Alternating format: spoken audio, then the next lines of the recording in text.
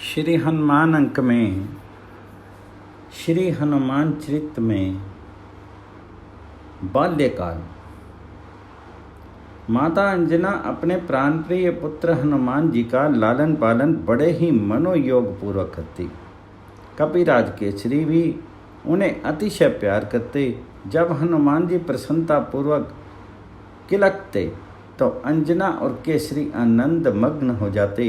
हनुमान जी की बाल क्रीड़ाएं अत्यंत आकर्षक और सुखद तो थी ही, अद्भुत भी होती थी। एक बार की बात है, कपिराज केसरी कहीं बाहर गए हुए थे। माता अंजना भी बालक को पालने में लिटा करके वन में फल फूल लेने चली गई।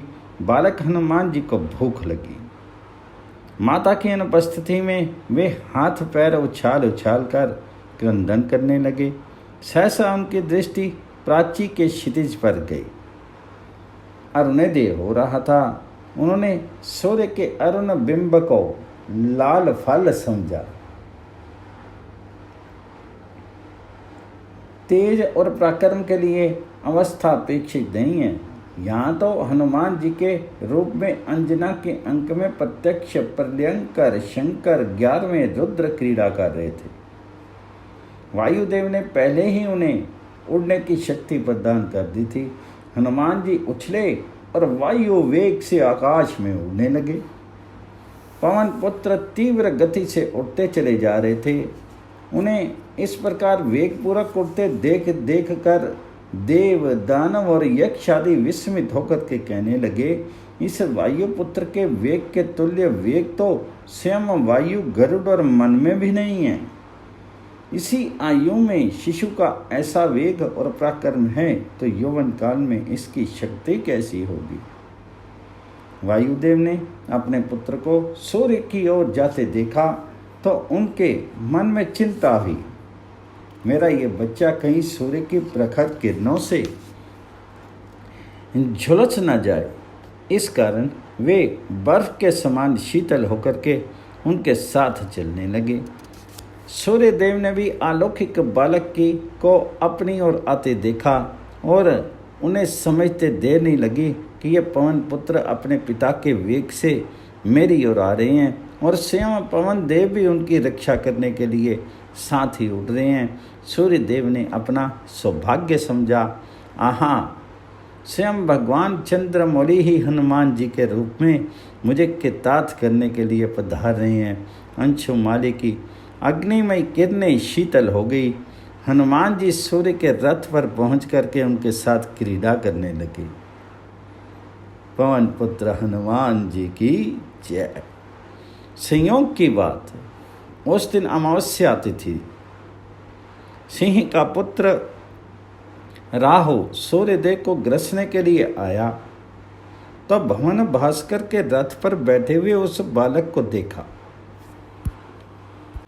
राहु बालक की चिंता ना कर दिनमणि को ग्रसने के लिए आगे बढ़ा ही था कि हनुमान जी ने उसे पकड़ लिया।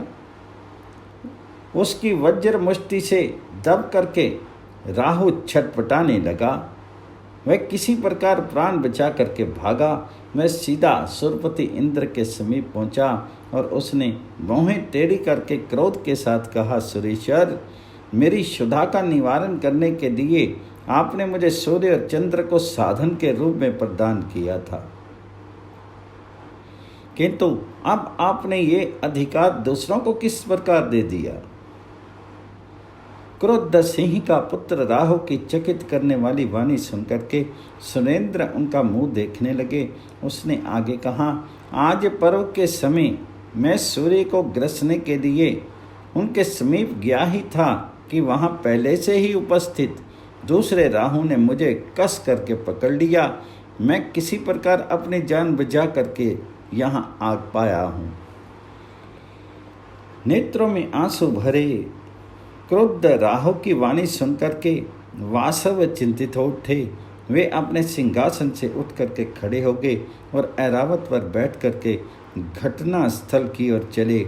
राहु उनके आगे आगे चला। शचीपति आश्चर्यचकित होकर के मन ही मन सोच रहे थे, तिमिरारी के समीप ऐसा कौन पराक्रमी पहुंच गया जिसके भय से सिंह का पुत्र को प्राण बचा करके भागना पड़ा।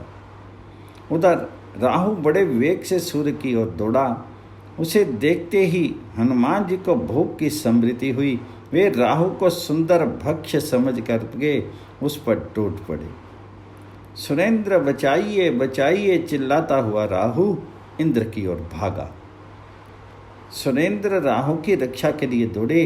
राहु के बच निकलने पर हनुमान जी ने ऐरावत को देखा तो उसे सुंदर सुस्वादु खाद्य समझा।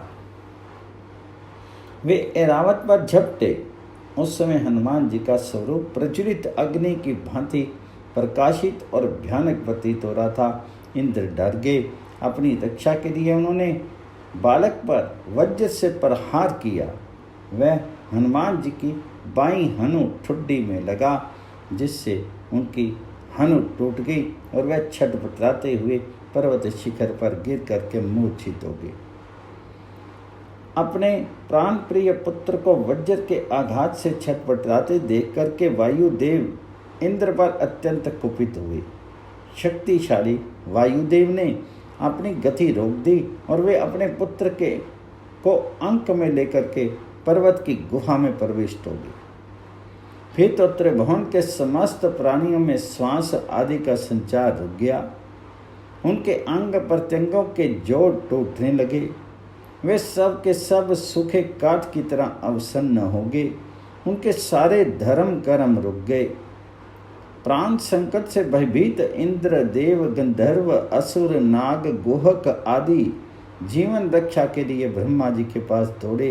ब्रह्मा जी सबको साथ लेकर के उस गिरी गुहा में पहुँचे, जहाँ पवन देव अपने पुत्र को अंक में लेकर के वक्ष से सताई से दुख अतिरेक से आंसू बहा रहे थे। मूर्छित हनुमान जी की सूर्य अग्नि एवं स्वर्ण के समान अंग कांति देख करके चतुर्मुख चकित हो गए।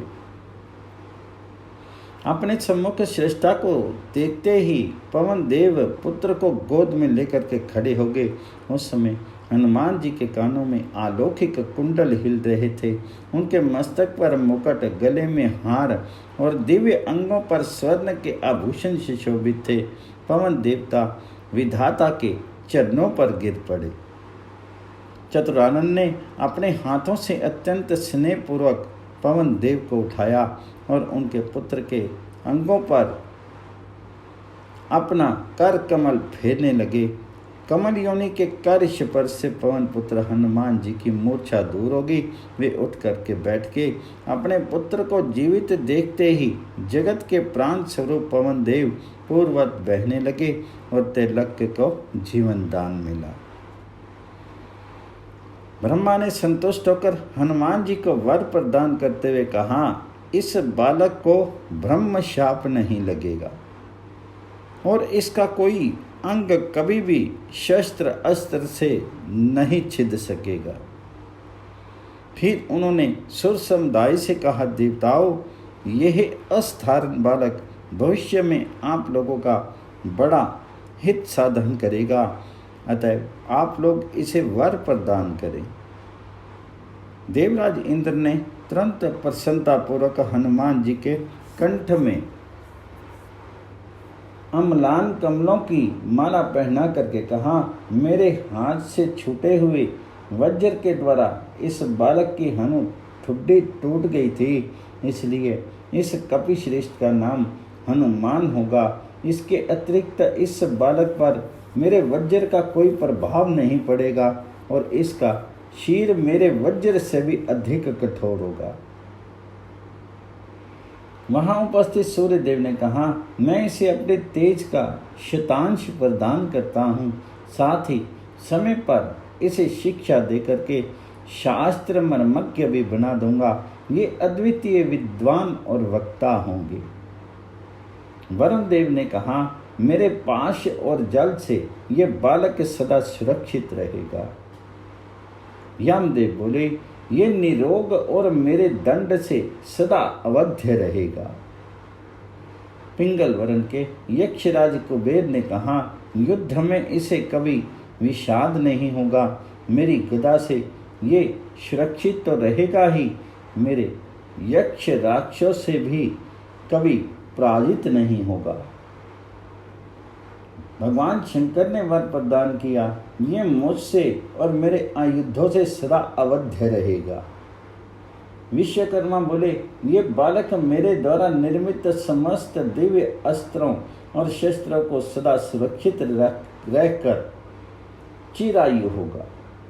इसी प्रकार देवताओं के अमोघ वरदान दे लेने पर कमलयोनि ब्रह्मा ने अत्यंत प्रसन्न होकर के पुनः कहा, ये दीर्घायु महात्मा तथा सब प्रकार के ब्रह्म दंडों से अवध्य होगा। फिर प्रसन्न चतुरानन ने पवन देव से कहा, मारुत, तुम्हारा ये पुत्र शत्रुओं के लिए भयंकर और मित्रों के लिए अभय देने वाला होगा। इसे युद्ध में कोई पराजित नहीं कर सकेगा। ये इच्छा के अनुसार रूप धारण करके जहाँ चाहेगा जा सकेगा। इसकी अव्याहत गति होगी। यह अत्यंत यशस्वी होगा और अत्यंत अद्भुत एवं रोमांचकारी कार्य करेगा। इस प्रकार वर प्रदान कर ब्रह्मा आदि देवगण तथा असुर आदि अपने अपने स्थान के लिए प्रस्थित हुए। पवन पुत्र हनुमान जी की जय।